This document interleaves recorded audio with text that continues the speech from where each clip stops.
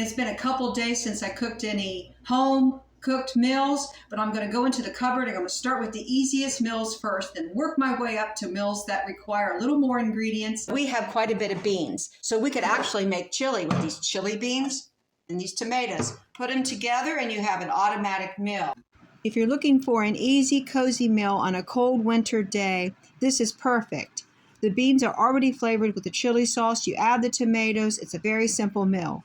Sauteed onions along with the cumin, chili powder, and sugar to break the acidity of the tomato adds lots of flavor. Now I'm going to add a little bit of broth from the canned roast beef.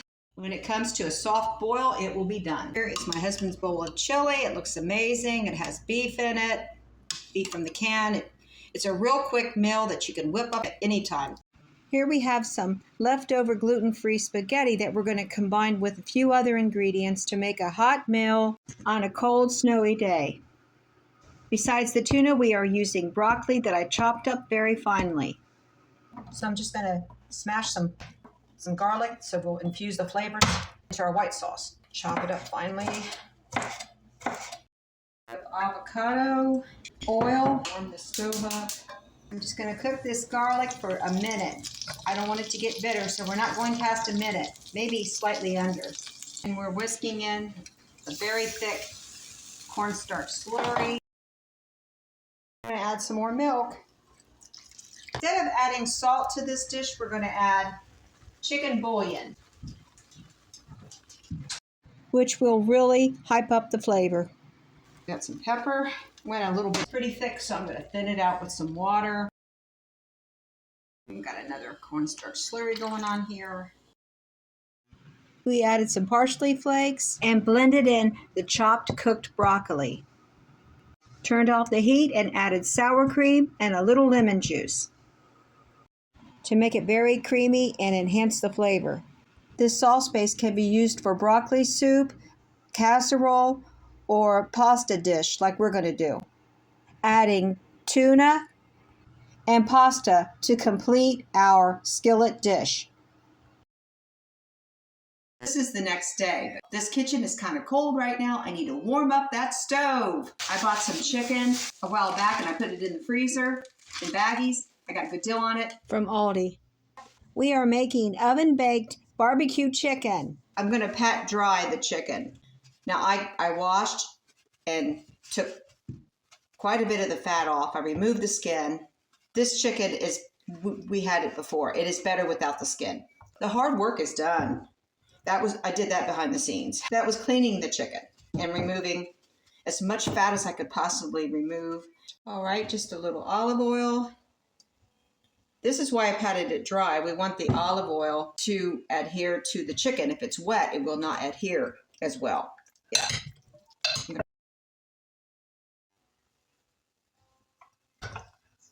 Just kind of turn it over and get it mixed up there with olive oil. Okay. I'm going to transfer it over to a baking dish sprayed with nonstick cooking spray. I'm just going to season with salt and pepper on one side. We're going to bake this for 25 minutes. I'm going to take it out of the oven. I'm going to turn it over on the other side. Remember to salt and pepper. Start basting with our barbecue sauce, which is any kind of barbecue sauce you want to use. While the chicken is baking, I'm going to cook up some potatoes. We don't want them to be too mushy or anything. We're going to make a hot potato salad. It's based on a Greek recipe I found online. Now I don't have feta cheese, but I have spinach, onion, and lemon. Now I don't have baby potatoes, which is what the recipe called for, but I am using yellow potatoes instead of russets. And my husband requested that I use these yellow instead of the russets because it will make a better potato. We're leaving the skins on. With russet, you don't want to leave the skins on unless you're eating a baked potato. Okay, so I'm just going to cut these in smaller pieces. All right, I'm adding salt. Mix it in with the potatoes, water. We'll check these after they start boiling after a few minutes. Turn the chicken over. And it's already halfway cooked. I'm going to add a little salt and pepper on the other side. Here's the barbecue sauce. I'm going to start basting with barbecue sauce. you can baste every 7 minutes and turn it over each time. Or what I'm going to do, which it's my way or the highway, I'm just going to baste it twice. I'm going to leave it in 10 minutes, turn it over after 10 minutes, and then I'm going to baste it just one last time for 11 minutes. So altogether, the chicken's supposed to bake about 46 minutes. You turn the heat up to 425 at this point when you're basting the chicken. Now we're chopping up our spinach. It's going to stay fresh when we add it, but we need to chop it up very finely. I'm sauteing some yellow onion. I didn't have the red onion, which would make this dish prettier, but I'm not running out to get it. This is a frugal channel. We'll make do with what we have. Mince some garlic, chopped it up very finely. I'm going to cook that along with the onions and the olive oil. Add a little lemon juice, and we have our hot dressing. And just drizzled over the potatoes. And we mixed in the spinach. We tossed it in with the potatoes, and they have like a vinaigrette over them. If this doesn't have enough flavor, add a little Italian dressing.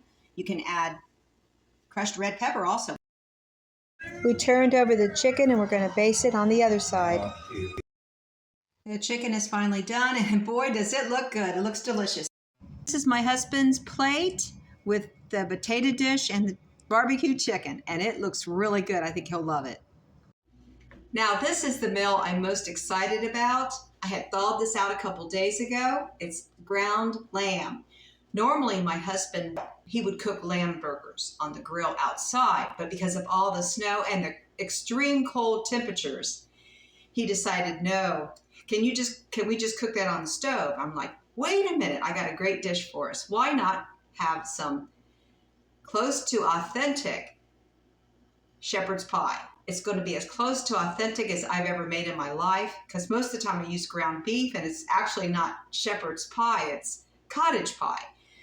I am very excited because we're using up quite a bit of old russet potatoes that I've already peeled, so I've already done the hard work.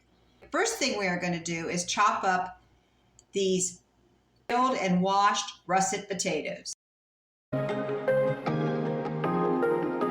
We're using cold water to cook the potatoes in. I'm making a double batch of shepherd's pie so that we can freeze some for another meal in February. Now, when I say a double batch, I don't necessarily mean twice as much meat. I'm just going to use 1 pound of ground lamb. However, I have plenty of vegetables I'm going to be putting into this. We also have 1 can of peas left. I'm on a pantry challenge. I didn't stock up on peas that well. I'm not a big pea fan, but I like peas mixed in with soup and stews. We are cooking our ground lamb, and there's quite a bit here, and it's very lean. So I believe it will provide quite a bit of meat for this casserole without using 2 pounds. We're using plenty of onion. Onion is very healthy. We buy our onions at Aldi. We get a good deal on it. All right, I'm just going to throw this onion into the pan. This was challenging for me because this is hot. Good thing I have this device. I don't know what it's called, but it sure comes in handy. You see the lamb is partly cooked already. We just added the onions, and this is going to be amazing flavor. The recipe I'm using, and I will refer that recipe to you in the description of this video, calls for a little bit of tomato paste, which we don't have. However, we have some leftover roasted garlic pasta sauce here we need to use up.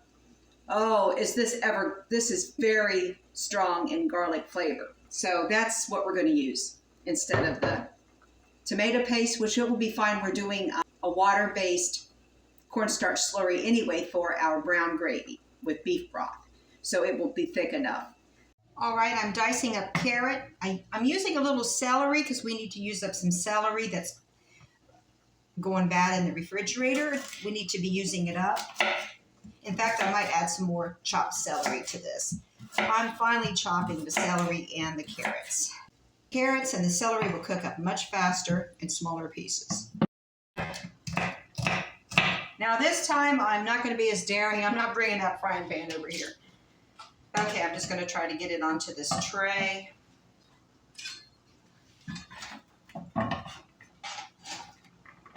This is a good way to do it. I'm trying to use new techniques that save time. I'm just going to mix these vegetables in. And I'm going to add a little salt and pepper ahead of time. Our gravy's going to add some seasoning too with the beef broth. So we don't want to put too much salt. And add the leftover garlic flavored pasta sauce. Here I'm adding a little bit of beef bouillon to the jar. I'm going to add water. I'm going to make our beef broth directly in this jar and use up the rest of the sauce that's in the bottom. I'm going to turn up the heat. I'm making the cornstarch slurry with a generous amount of cornstarch. I'm just going to add that. I got some left over beef broth that's mixed with the tomato sauce. We're just going to whisk that before we add it to the skillet dish. And this will thicken eventually. We're going to keep stirring it and watch it thicken up here. Our potatoes are drained. They're completely cooked and drained. Not much, because I tasted a potato in it because I put salt in the water. So we are not using any milk for this because it will make the potatoes too runny, but we're going to use a little bit of butter. And just smash the potatoes until they're almost like a mashed potato. But the recipe said not to add liquid. It just said butter. This is going to take a little bit of processing here to get it to the consistency that will be nice so that it's smooth over the casserole. I believe this will be thick enough. It seems a little thin, but when we bake it in the oven, it will thicken some more. We added some dried parsley. I'm going to mix that in. I'm not using all of them. About half a can. This is plenty of peas. Before I put this in the oven, I want to suggest you give it a taste test, add any flavors that you would like. Maybe you want some oregano, maybe you'd like some garlic powder, garlic salt, whatever flavors you want to make sure it tastes really good without over seasoning. The lamb stew is in the casserole dish. I sprayed it with nonstick cooking spray. I'm just going to take a large spoon and lay the clumps of potatoes out, mashed potatoes, and smooth it out the best we can. Pats of butter will add more flavor and color to the shepherd's pie after fully baked. Bake in a preheated oven at 350 Fahrenheit for 40 to 45 minutes. And here is another hearty meal that we prepared and baked in the oven. If you want to make cottage pie instead, you just use ground beef. So if you don't like lamb, you can make this the exact same thing with ground beef. You can call it shepherd's pie if you want. It would be cottage pie, but it would be absolutely delicious also. This is my husband's dinner, but he requested it for breakfast also. And here's my lunch plate. I'm not going to wait for dinner for that. Now we are outside, and it is very cold out here. Those cozy meals will be delicious throughout the week. We got icicles on the house. Yeah, there's a lot of snow out here. My wagon's covered with snow. Here's the path my husband made for Boo Boo, our little Shih Tzu, where she can go potty through here. As long as it stays cold, this snow's not going anywhere. Thanks for watching today. I could show you more of our meals, but we are running out of time now, folks. We eat a lot of oatmeal, cereal, and granola. That's what I'm getting ready to make in a video coming up. This is the last week of January, but we still have half a week to go. Today's only Thursday. So we have Thursday, Friday, and Saturday. So I plan on making some desserts over the weekend, and then we're going to finish out the month of January, and I'll tell you how much I spent on groceries and we'll go over a few other things to do with the Pantry Challenge. God bless each and every one of you. I'll see you on the next one.